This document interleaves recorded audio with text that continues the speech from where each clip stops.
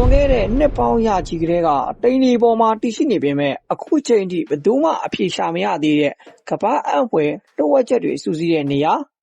အဲ့ဒါကတော့ပီရူးနိုင်ငံကမာချူပီယူကြောက်တုံးမြို့တော်ကြီးပဲဖြစ်ပါတယ်ကျွန်တော်တို့မြန်မာနိုင်ငံရဲ့ဗကံမြို့ဟောကြီးလိုပဲရှေးအောင်ရည်ရည်မှုနဲ့ဘီသူကအတတ်ပညာတွေရဲ့အထွတ်အထိပ်ဖြစ်တဲ့ဒီမြို့ရဲ့အမိုက်စာအကြောင်းအရာတွေကိုပြောပြပေးသွားမှာဖြစ်ပါတယ်ကျွန်တော်ကတော့အစီအစဉ်တိဆက်သူထွန်းလင်းအောင်ပဲဖြစ်ပါတယ်ပီရူးလို့ပြောလာရင်ပင်လယ်မျက်နှာပြင်အထက်ပေ8000နီးပါးမြင့်တဲ့တောင်ကလပ်ပေါ်မှာဆောက်လုပ်ထားတဲ့မာချူပီချူကိုအရင်ဆုံးပြင်မြင်ကြမှာပါကျွန်တော်တို့မြန်မာပြည်ကကရင်ပြည်နယ်ကဇွဲကပင်တောင်လိုမျိုးဒါမှမဟုတ်ပုပ်ပါတောင်ကလပ်လိုမျိုးမြစ်မမဆောက်တဲ့တောင်ကုန်းတွေပေါ်မှာအင်္ဂလူမျိုးတွေကမြို့ပြကြီးတစ်ခုကိုတည်ဆောက်ခဲ့တာဖြစ်ပါတယ်အထူးခြားဆုံးကတော့ဘီလက်မြေလုံးဝမသုံးပဲကြောက်တုံးတွေကိုတတုံးနဲ့တတုံးအချစ်မြင်အောင်ပေးမထိုးအောင်တိကျစွာစစ်ထူပြီးစင်ထားတာပဲဖြစ်ပါတယ်ဒါဟာခိမီစက်ကရိယာတွေမရှိတဲ့ရှစ်ခေတ်လူသားတွေရဲ့အမကန်တည်နိုင်စွမ်းကိုပြသနေတာပါဒါအပြင်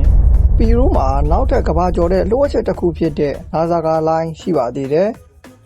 တောင်တန်းဒီပေါ်မှာစိုက်ပျိုးရေးမြောင်းတွေလိုဒီဇိုင်းတွေလိုနဲ့မိုင်ပေါင်းများစွာရှည်လျားအောင်ဆွဲထားတဲ့တိရစ္ဆာန်ပုံတွေဂျီယိုမက်ထရီပုံစံတွေပဲဖြစ်ပါတယ်ဒီပုံတွေကိုမြေပြင်ပေါ်ကကြည့်ရင်ဘာမှမသိရပဲလေယာဉ်ပေါ်ကဒါမှမဟုတ်အာကာသထဲကကြည့်ရင်တောင်အထင်ရှားဆုံးမြင်နိုင်တာပါကျွန်တော်တို့မြန်မာနိုင်ငံရဲ့ရှေးဟောင်းအမွေအနှစ်အရက်ဒေသတွေမှာနတ်ဖျားတွေဖန်တီးခဲ့တယ်လို့ယုံကြည်ကြသလိုပဲဒီမင်းကြောင့်တွေကိုလည်းရှေးခေတ်လူတွေကဂျိုသားတွေနဲ့ဆက်သွယ်ဖို့ဆွဲခဲ့တာလားဆိုပြီးအခုထိကမ္ဘာပညာရှင်တွေညှင်းခုန်နေကြတော့ပဲဖြစ်ပါတယ်နောက်ထပ်စိတ်ဝင်စားစရာကောင်းတာကမြန်မာပြည်ကဗကံအမွေနှစ်နဲ့ပီရူးရဲ့အင်္ဂအမွေနှစ်တို့ရဲ့အတူညီမှုပဲဖြစ်ပါတယ်ဗကံခေတ်ကမြန်မာတွေဟာအုတ်ခဲတွေကိုတဘာဝပေါ်ဆက်နည်းတွေနဲ့တရက်စွာစီထုပြီးရာစုနှစ်ချီခိုင်ခန့်တဲ့အထိဇီဒီဖျားတွေကိုတိစောက်ခဲ့တယ်လို့ပဲပီရူးကအင်္ဂလူမျိုးတွေကလည်းတဘာဝဘေးရန်နဲ့ငလင်တံကိုခန္ဓာရှိမဲ့ကြောက်တုံးဘီတုကပညာကိုတည်ထွင်ခဲ့ကြပါတယ်နှစ်နိုင်ငံစလုံးဟာခေတ်အပြိုင်အချိန်တွေမှာကိုပိုင်အင်ပါယာကိုပိုင်နည်းပညာတွေနဲ့ကမ္ဘာကအံ့ဩရတဲ့ယဉ်ကျေးမှုအထွတ်အထိပ်တွေကိုကမ္ဘာအရှိချမ်းနဲ့အနောက်အချမ်းမှာအပြိုင်အဆိုင်ဖန်တီးခဲ့ကြတာပဲဖြစ်ပါတယ်မိတ်ဆွေတို့ကဘီလက်မြေလုံးဝမသုံးပဲစောက်ခဲ့တဲ့ပီရူးကမာချူပီချူကြောက်တုံးမြို့တော်ကြီးနဲ့